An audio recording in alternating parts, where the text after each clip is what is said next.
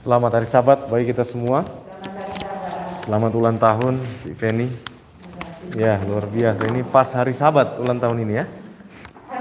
Pas hari Rebu. Oke, puji Tuhan. Genap umur berapa ini? 17 lebih.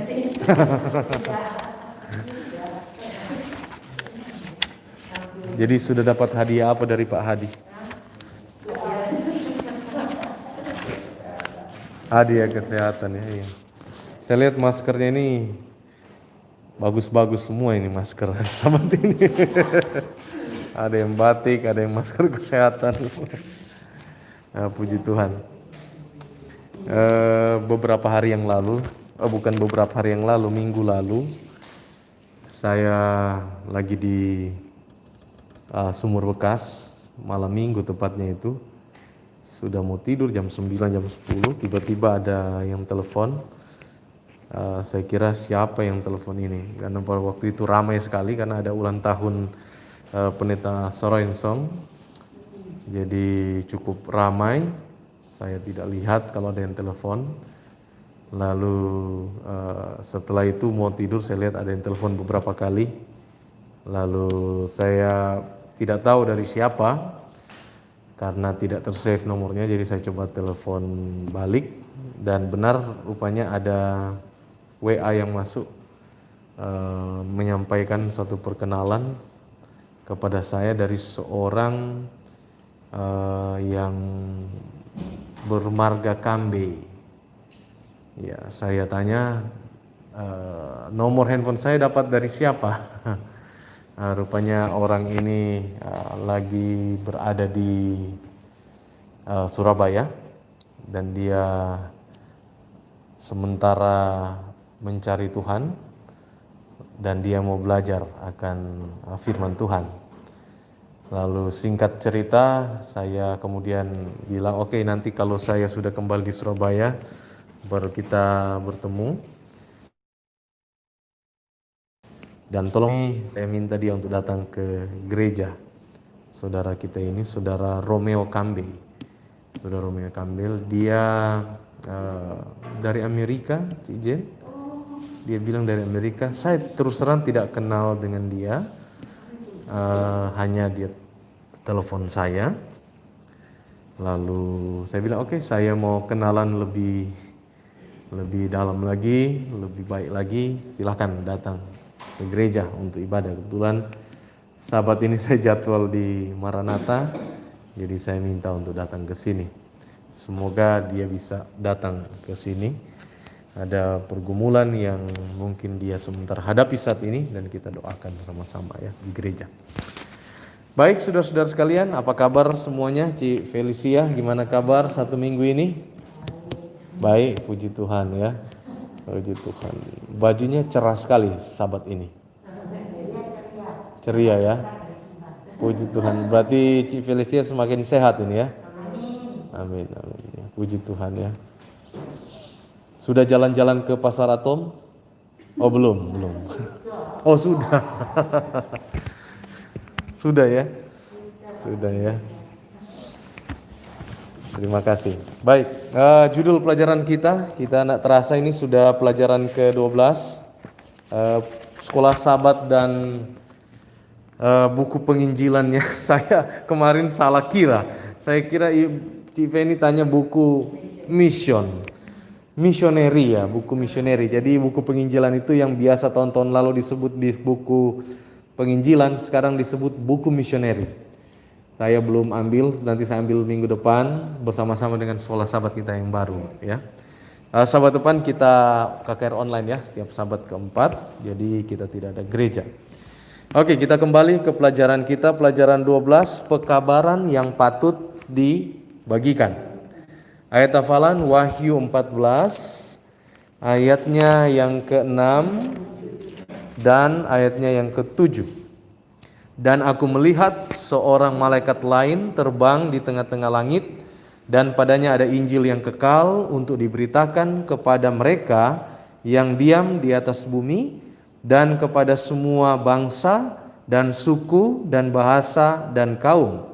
Dan ia berseru dengan suara nyaring, takutlah akan Allah dan muliakanlah Dia, karena telah tiba saat penghakimannya, dan sembahlah Dia yang menjadikan langit, bumi, laut, dan semua mata air. Jadi sepertinya hari Sabat ini kita akan belajar pekabaran 3 malaikat. Pekabaran ini merupakan pekabaran yang ada di gambar dinding gereja kita, ya. Dan pekabaran ini juga simbolisasinya adalah logo gereja kita untuk beberapa waktu yang lalu, 3 malaikat, ya. Kita akan belajar, dan ayat hafalan ini adalah pekabaran malaikat yang pertama, ya. Di dalam Wahyu pasal 14, di sana ada 3 pekabaran, ya, dari 3 malaikat, ya. Mari kita buka sama-sama Alkitab kita di dalam Wahyu 14 ayat 7 itu adalah pekabaran malaikat yang pertama. Coba saudara lihat pekabaran malaikat pertama. Dan ia berseru dengan suara nyaring, takutlah akan Allah dan muliakanlah Dia, karena telah tiba saat penghakimannya, dan sembahlah Dia yang telah menjadikan langit dan bumi dan laut dan semua mata air. Ini kalimat pekabaran malaikat pertama. Bagaimana dengan pekabaran malaikat kedua? Ayat 8. Dan seorang malaikat lain, malaikat kedua menyusul Dia dan berkata, sudah rubuh Babel, kota besar itu, yang telah memabukkan segala bangsa dengan anggur hawa nafsu cabulnya. Ini pekabaran malaikat kedua, ya. Ini kita akan lihat satu persatu nanti, tapi saya membacakan dulu apa isi dari pekabaran malaikat pertama, kedua, dan sekarang yang ketiga, ayatnya yang ke-9. Dan seorang malaikat lain, malaikat ketiga, menyusul mereka dan berkata dengan suara nyaring, jikalau seorang menyembah binatang dan patungnya itu, dan menerima tanda pada dahinya atau pada tangannya, maka ia akan minum dari anggur murka Allah yang disediakan tanpa campuran dalam cawan murkanya, dan ia akan disiksa dengan api dan belerang di depan mata malaikat kudus, dan di depan mata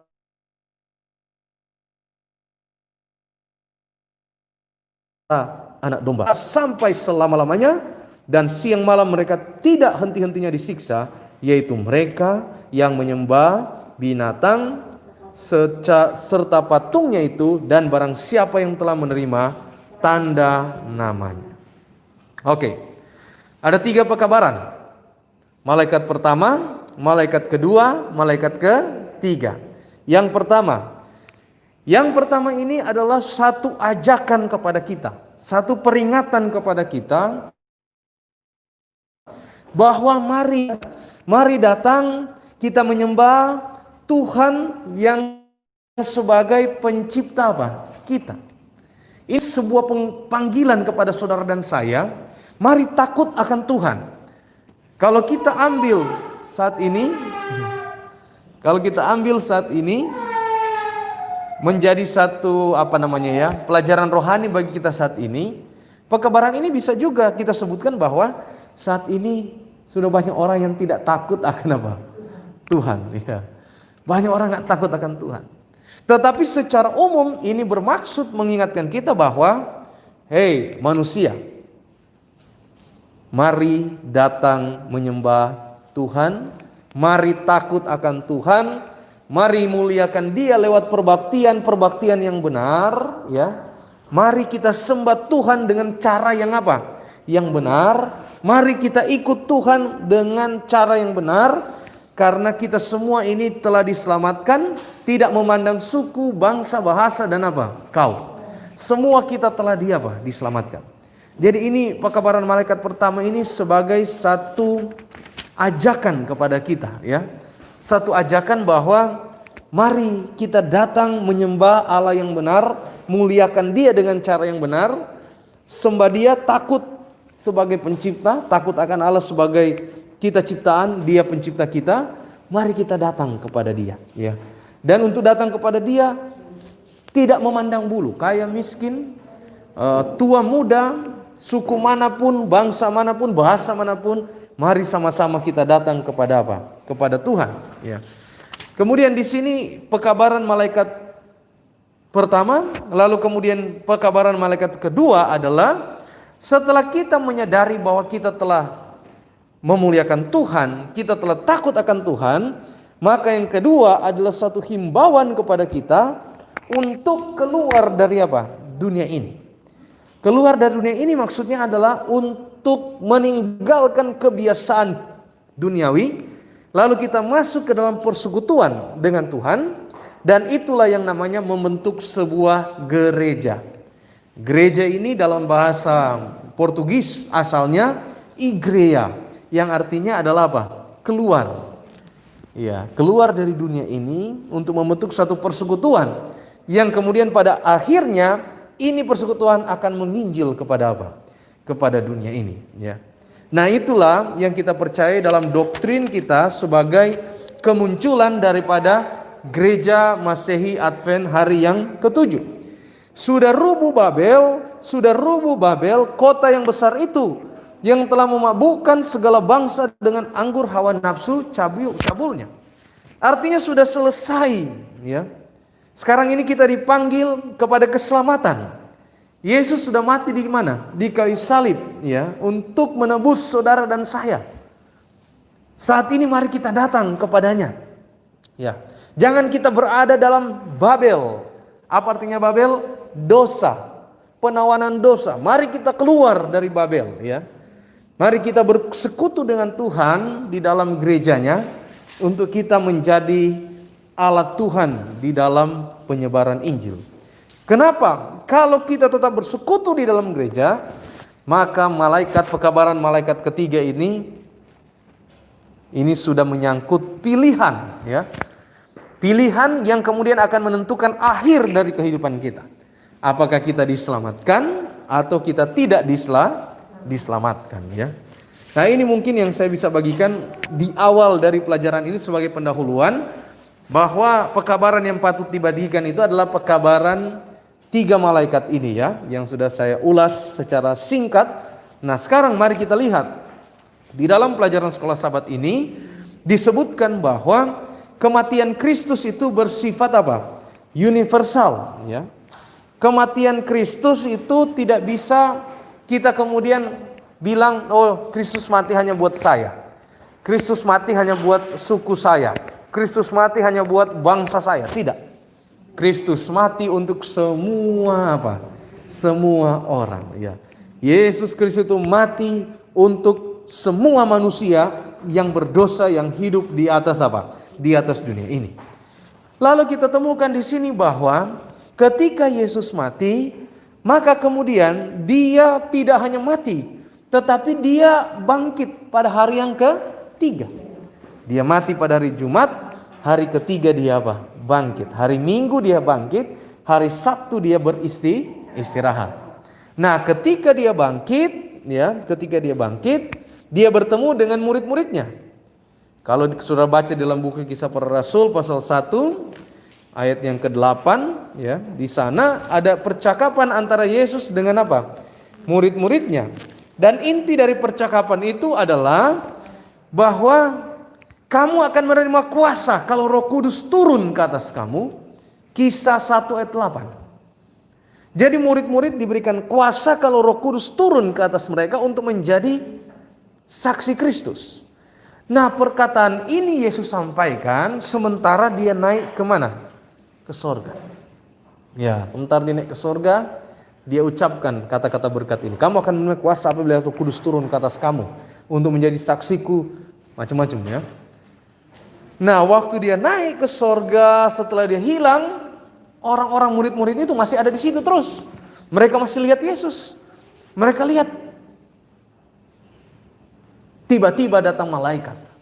Lalu malaikat bilang, hai kamu orang-orang percaya, sama seperti yang kau melihat Yesus naik ke sorga, dengan cara yang demikian pun dia akan kembali ke apa? Ke dunia pada kedatangannya yang kedua apa? Yang kedua kali. Dan itu adalah fokus juga daripada apa? Alkitab ini. Alkitab memberikan fokus kepada kita kepada satu janji bahwa dia akan datang pada kali yang apa? Pada kali yang kedua. Mari kita baca ayatnya di dalam Yohanes pasalnya yang ke-14. Rumah Bapa. Ayat 1, Yohanes 14 ayat 1 sampai 3.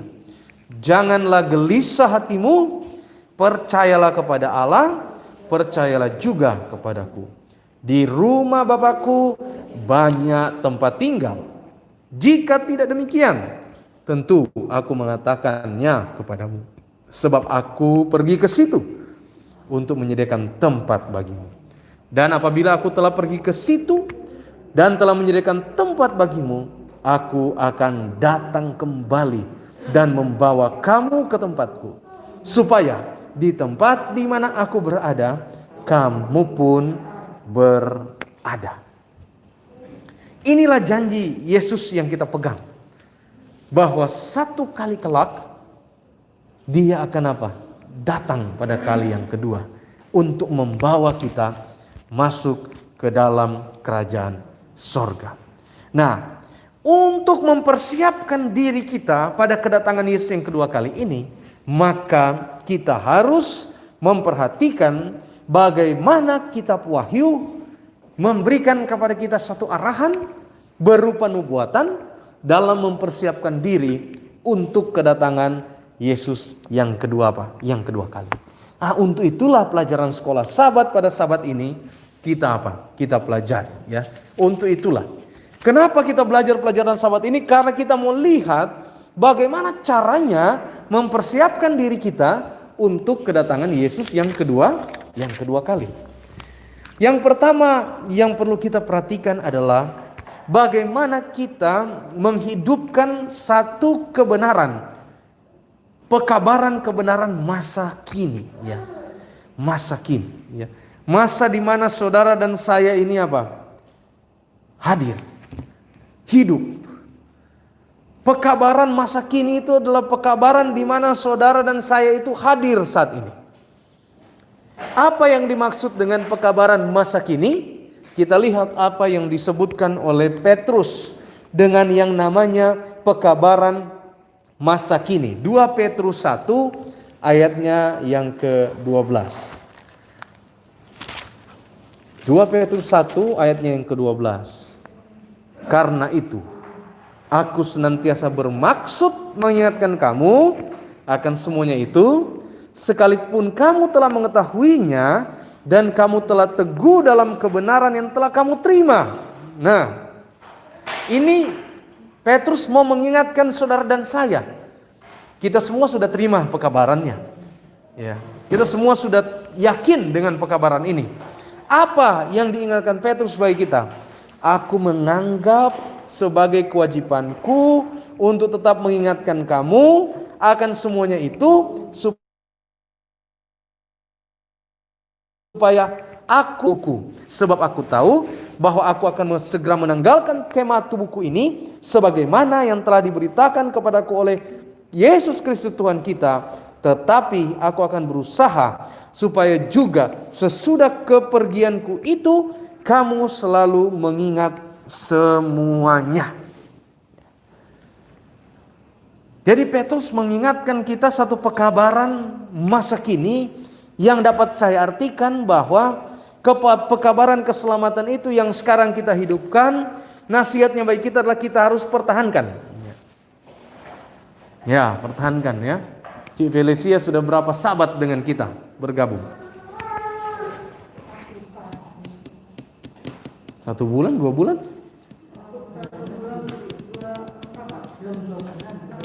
6 sabat, iya. Sudah 2 bulan, tapi memang sabatnya tiap sabat keempat kita tidak ada. Pertahankan itu. Pertahankan, ya. Karena apa? Seringkali banyak orang bilang apa? Lebih gampang menemukan kebenaran daripada mempertahankan kebenaran itu. Nasihat bijak daripada Petrus pada kita hari Sabat ini adalah mari kita pertahankan kebenaran apa? Kebenaran itu. Kita telah menerima hidup yang kekal. Kita telah dibebaskan dari dosa lewat kematian Yesus di kayu salib. Kita tahu sebenarnya akibat dosa ini adalah apa? Maut. Ya, dalam kitab Roma. Akibat dosa ini maut, tapi kita tidak jadi maut karena Yesus telah apa? Menebus kita. Nah, oleh karena itu, mari kita tetap pertahankan ini apa? Ini kebenaran ini di dalam kehidupan kita dalam menantikan kedatangan Yesus yang kedua apa? Yang kedua kali.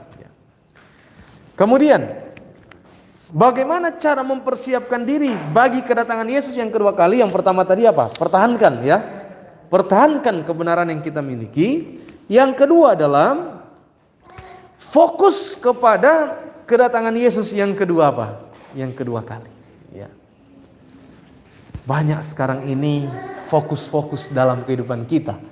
Dalam skala-skala yang kecil. Ya. Secara pribadi fokus saya adalah bagaimana membesarkan anak-anak yang Tuhan percayakan. Bagi jemaat kita, fokus kita adalah bagaimana membangun. Ya. Bagi saudara-saudara, secara pribadi ada juga fokus-fokusnya dalam bisnis, macam-macam. Ya.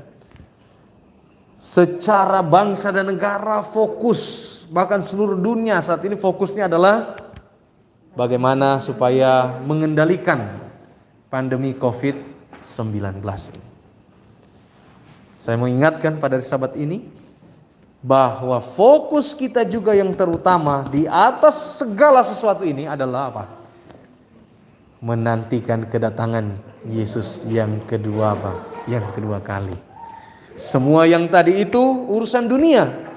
Tapi jangan sampai ini terlalu banyak menguasai kita sehingga kita lupa akan urusan apa? Surga. Yaitu kedatangan Yesus yang kedua kali. Apa yang terjadi kalau kita fokus kepada kedatangan Yesus yang kedua kali? Maka di sini disebutkan di dalam kitab Wahyu bahwa kalau kita katanya fokus kepada kedatangan Kristus yang kedua kali, maka kita akan menuruti semua perkataan-perkataan firman. Kenapa? Karena kita rindu, kita mau ketemu Yesus.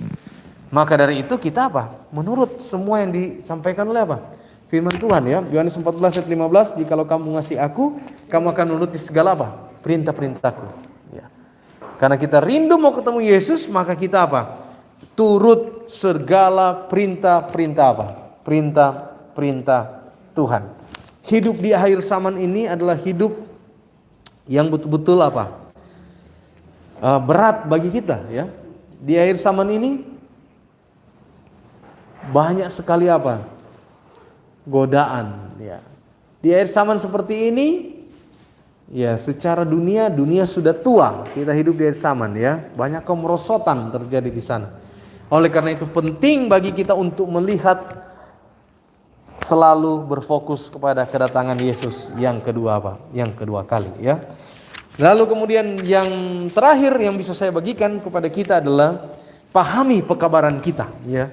Pahami bahwa kita ini adalah orang Advent, pemeluk gereja Masjid Tuhan hari ke-7, kita memelihara Sabat dan kita harus paham bahwa Sabat ini yang diserang oleh apa? Setan ya. Oleh karena itu kita harus betul-betul apa? Mempertahankan hari Sabat ini sebagai bentuk tanggung jawab moral kepada kita. Karena hari Sabat ini adalah jantung dari ibadah kita, dari peribadatan kita. Oleh karena itu hari Sabat ini perlu kita apa? Kita jaga sama-sama ya. Menyembah Dia yang telah menciptakan langit dan bumi. Artinya apa? Yang telah menciptakan juga hari Sabat ya.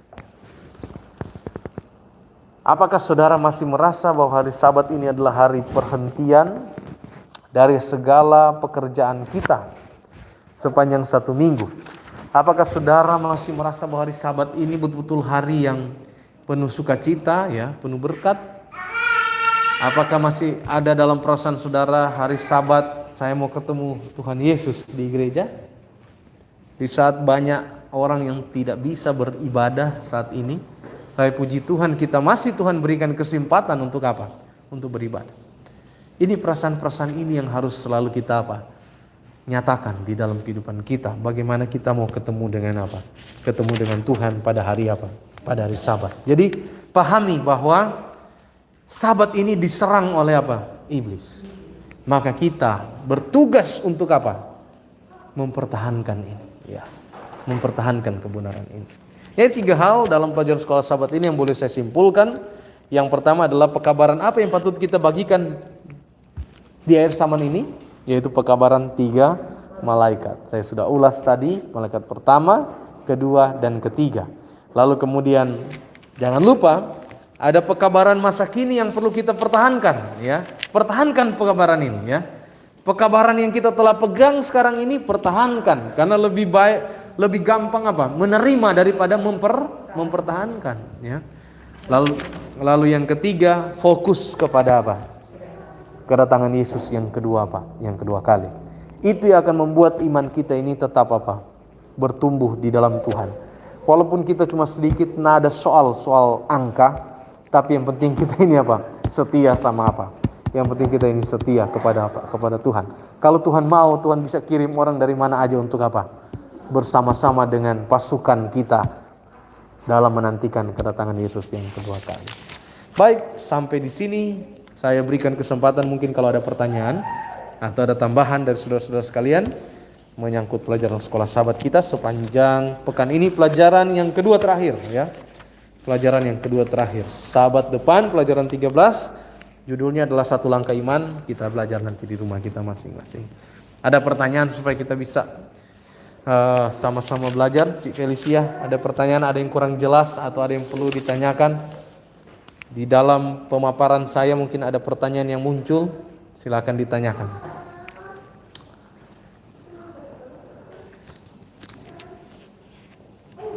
Cik Feni. Ayat ini ya, kenapa umat Kristen bisa memahami akan pekabaran yang di dalam Wahyu 14 ayat 6 dan 7. Iya. Sedangkan orang-orang di luar kita itu mereka tidak memahami. Iya. Bukan untuk kita, karena mereka memahami hal-hal yang tidak berkaitan, cuma memberitakan pekabaran itu. Iya. Jadi yang lain itu kadang-kadang mereka tidak memahami. Untuk kita memasuki pekabaran ini, kadang-kadang kan kita tidak sebentar ya untuk mengurai satu-satu ayat-ayat yang tadi Pak Pendeta menguraikan selancar, ya. Tapi kadang-kadang kalau kita sudah memberitahu, kadang-kadang mereka menembak kita itu terlalu banyak, jadi kita harus mereka itu Pak Pendeta. Jadi pekabaran yang sangat bagus yang kita sudah terima, kita mempertahankan kebenaran kita. Kadang-kadang kan kita bertanya untuk anak, untuk suami, kadang-kadang kita juga mempunyai fokus supaya mereka juga diselamatkan. Apakah kita sudah berdoa, kita sudah mempertahankan, apakah mereka juga akan selamat? Itu untuk mendoakan anak-anak, itu tujuan kita sebagai orang benar itu selalu mendoakan mereka. Ujungnya itu kita tidak bisa tahu, hanya Tuhan. Yang penting adalah kita telah melakukan yang terbaik sebagai orang tua, yang disebutkan tadi, mendoakan, ya. Ada pepatah bilang lakukan apa yang dapat kita lakukan, selebihnya kita serahkan kepada kepada Tuhan, ya kan? Secara manusia apa yang bisa kita lakukan, kita sampaikan dalam doa, saya punya kerinduan ini, dan ini. Selebihnya ya serahkan kepada Tuhan, supaya jauh dari kekhawatiran hidup kita ini, ya. Iya, jauh dari kekhawatiran, ya. Lakukan apa yang bisa kita lakukan, selebihnya urusan urusan Tuhan, ya. Cik Feni sudah melakukan yang terbaik, sudah doakan juga, pokoknya sudah lakukan yang terbaik, serahkan kepada Tuhan. Iya. Tapi kalau kita melihat banyak kesaksian, kalau kita lihat ya, banyak orang memenangkan jiwa. Kenapa bagi kita ini kita sudah diberitakan? Rasanya kita ingin menikmati mereka itu untuk melihat mereka diselamatkan. Iya. Ada sukacita besar ya. Kalau kita melihat ada orang yang kita injili, orang yang kita lawat, orang yang kenal kebenaran dari kita, itu ada sukacita besar kalau kita lihat dia tetap setia dan bertumbuh di dalam apa? Di dalam iman ya. Saya setiap kali berkunjung di jemaat-jemaat yang kami gembalakan sebelum-sebelumnya, selalu ada rasa itu ya. Rasa senang ketika ketemu dengan orang, oh ini yang saya baptiskan dahulu ya. Ketika ketemu di gereja waktu berkunjung atau acara apa, ini puji Tuhan ya, setia ya. Walaupun bukan saya juga, karena proses orang menerima kebenaran itu kan banyak tangan, campur tangan Tuhan yang terutama ya. Yang pertama awal pertama mungkin ada orang yang ngajak dia, entah itu ke KKR, entah itu ke KPA, entah itu langsung ke gereja. Itu yang pertama, ada orang yang harus ngajak dia ya. Ngajak, datanglah dia. Sampai di gereja, sampai di KPA, sampai di KKR, ada orang yang bersahabat dengan dia. Dia temukan sahabat baru, sehingga dia merasa nyaman, orang yang dibawa orang tadi itu. Itu juga ada andil orang itu. Misalnya di dalam acara-acara kita ada potluck, dia merasa nyaman untuk bercengkrama makan, ada yang bawa makanan yang enak, macam-macam kan. Ada yang bercerita dengan dia, tanya dari mana, macam-macam. Itu juga punya andil. Yang ketiga, ada orang bisa jadi itu pendeta yang kemudian mengajar dia, atau siapapun yang berdiri di depan sini lalu kemudian menyampaikan firman, itulah yang mengajar dia. Sehingga tadinya dia datang kosong atau dia belum terlalu memahami pekabaran ini, dia jadi paham, diisi kerohaniannya. Itu juga apa? Itu juga berpengaruh. Lalu yang keempat adalah orang yang mendorong dia ya, biasanya juga pendeta atau jemaat, ayo terima kembali apa? Yesus Kristus ya. Ada sukacita besar ya. Cik Feni sudah berapa banyak yang dibawa ke gereja yang diinjili, selain anak-anak tentunya.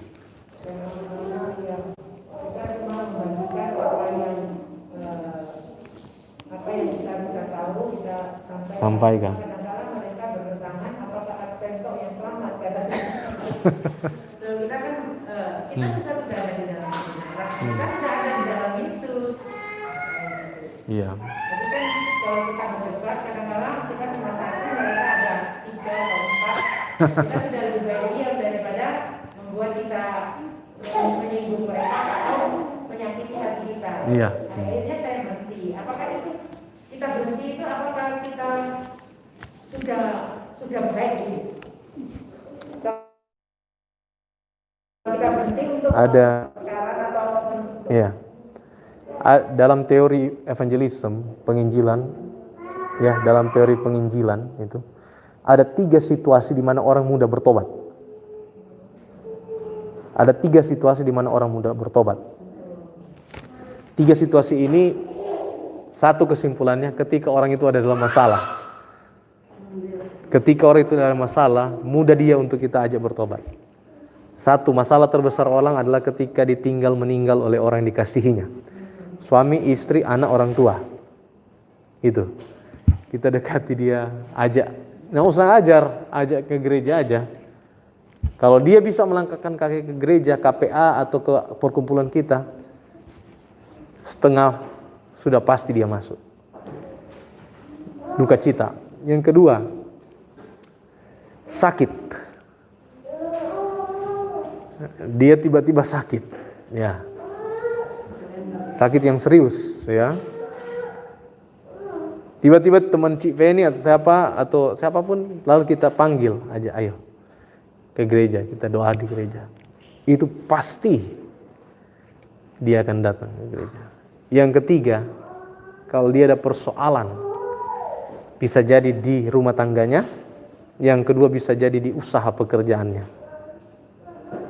Ketika dia ada persoalan itu, lagi bangkrut-bangkrutnya, atau lagi bertengkar-bertengkarnya sama istrinya, mau pisah atau bagaimana ya. Saudara masuk di sana, ajak dia ke gereja, ajak dia ke gereja saudara. Itu. Memang kalau dalam kondisi tenang-tenang orang apalagi agak susah ya, kita bukan agak susah tapi ya segala sesuatu mungkin bagi Tuhan, tetapi secara teoritis itulah kesempatan ya, dan itu banyak terjadi ya. Saya banyak mengajar orang yang dari tiga ini. Nanti bangkrut dia cari Tuhan, ya apa-apa daripada orang bangkrut nggak cari Tuhan, kan bagus dia cari Tuhan ya. Ada anggota yang ngajak dia, ayo datang, mau dia datang, memang dia lagi butuh kan penghiburan, dia lagi butuh, ya begitulah. Saya percaya dalam waktu yang tidak terlalu Cik Feni akan ketemu mungkin salah satu dari kategori orang yang tadi. Lalu aja lah. Itu dia. Oh sudah, kalau sudah meninggal nggak usah.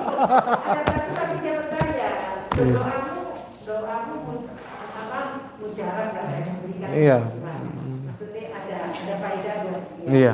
Memang penyakitnya memang sangat kronis pada saat itu ya kayak kamu ya. Saya pernah cerita di sini ya. Ada seorang pegawai gudang garam, ibunya itu saya ajar, bapaknya itu ya seperti Pak Hadi posturnya ini. Tiap kali saya datang belajar jam 12, dia juga pulang kantor untuk makan siang di rumah. Waktu dia sampai di rumah, dia kayak nada tamu lah.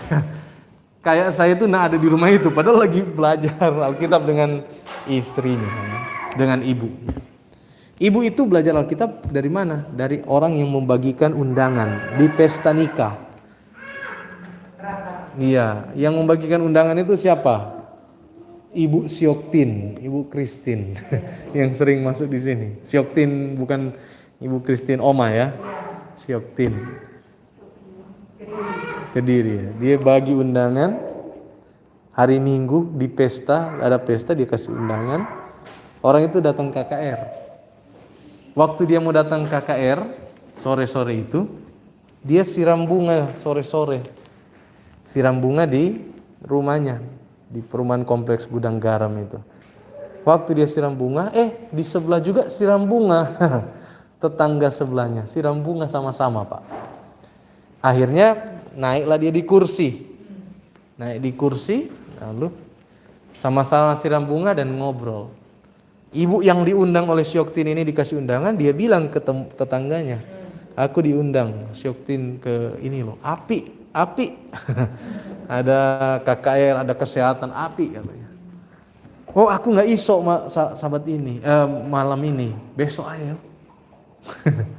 Singkat cerita, saya belajar Alkitab dengan mereka, baptis, kemudian selama belajar, bapaknya ini pulang-pulang kantor kayak ada orang ya.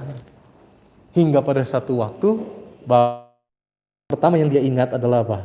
Saya nak tahu dari mana dia sudah save nomor saya. Dia telepon pada saya, lalu bilang, Pak, tolong doakan saya ini apa? Jatuh. Mulai saat itu dia belajar Alkitab dan akhirnya bertobat lagi. Jadi Tuhan bisa buka jalan sebanyak mungkin yang tidak bisa kita pikirkan untuk membawa orang datang ke gereja. Ya, mujizat besar juga yang sudah 2 bulan kita rasakan. Cik Felicia boleh bergabung dengan kita. Itu juga patut kita syukur. Iya. Kebetulan sepupu saya itu Kristen semua. Dan semua boleh dikatakan mereka semacam apa kayak sering khotbah itu, evangelis. Pernah debat sama saya, padahal saya perkara ahli dan maaf ya, saya nggak bisa. Cuma nggak ngerti lah, pokoknya kita ya apa ya. Katanya gini, bulan yang lalu, dia kan waktu ceramah itu khotbah itu ngomong harus sabar. Pokoknya kita nggak boleh melupakan hari Sabat. Oh bagus tak gini. Terus hari Sabatnya itu Minggu. Salah kok Sabat kok Minggu. Sabat itu Sabtu tak gini.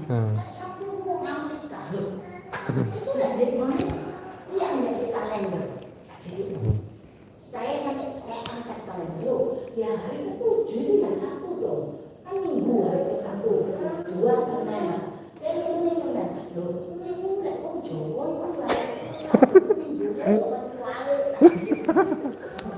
Mantap. Ya, kenapa?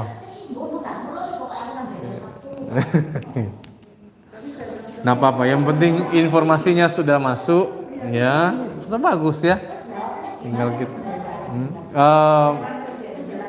Kalau saya mungkin hanya sebatas menyampaikan informasi saja, karena kalau kita jatuh kepada perdebatan, nah ada selesainya. Kita nggak bisa menangkan hatinya, mungkin secara kebenaran ya kita benar, tetapi orangnya kita bisa tidak menangkan. Jadi prinsipnya satu saja, sudah bagus. Cik Felicia sudah menyampaikan informasi yang benar. Sudah, diterima atau tidak, udah bukan urusan kita. Yang penting kita sudah sampaikan informasi yang apa? Benar. Jangan berdebat, jangan berdebat.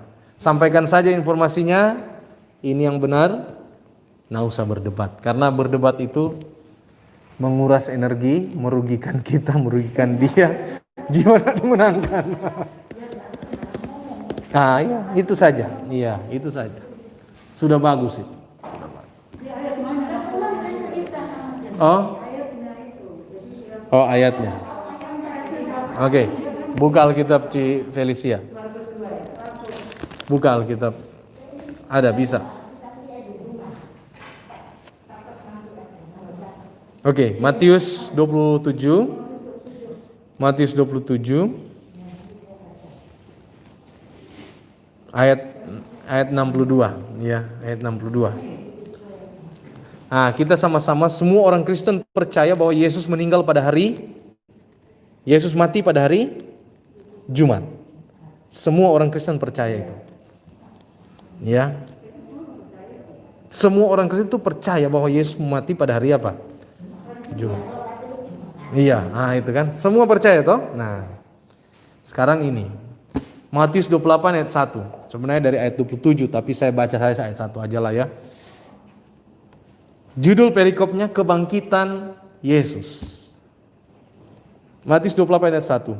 Setelah hari Sabat lewat, menjelang menyingsingnya fajar pada hari pertama minggu itu, pergilah Maria Magdalena dan Maria yang lain menengok kubur itu. Ya. Civeli sudah dapat jawabannya? Setelah hari Sabat lewat. Jadi hari Sabat itu hari apa? Yang baru lewat. Sekarang ini hari apa? Hari Minggu. Alkitab bilang hari Sabat hari yang baru lewat. Ya. Itu aja. Apanya sederhana.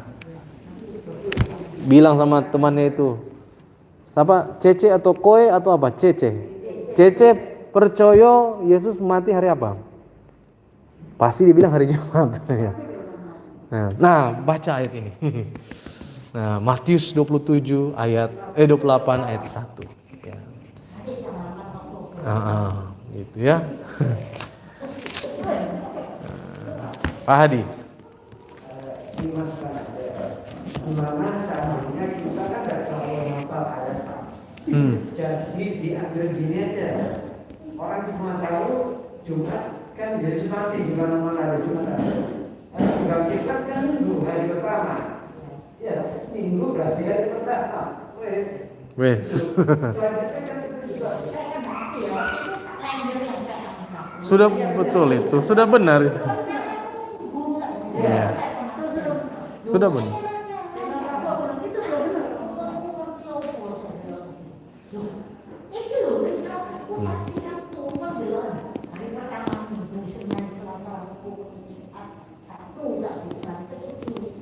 Ya, orang sudah tahu hari dibangkitkan hari Minggu. Nah, itu hari pertama. Makanya orang ini sudah jelas hari tanggal 4. Nah, iya. Dosa kamu sebelum itu ya doa. Sering ini memangnya. Nanti kalau dia mau sharing ya. Iya. Tapi kamu doa dulu. Sharing. Kalau dia Pak Hadi punya pendapat itu sudah betul, itu yang paling gampang ya. Nanti kalau Kalau masih bilang aja kalau mau belajar lebih lanjut bisa datang atau ambil waktu dengan saya kita belajar lebih lanjut. Saya mau terangkan saja ini dasar-dasar. Kalau berkenan ya. Oke. Saya kira sudah cukup ya. Terima kasih atas sharingnya ya. Terima kasih atas sharingnya. Semoga pelajaran sekolah sahabat kita menjadi berkat untuk kita semua. Saya bawa dalam nama Yesus. Amin.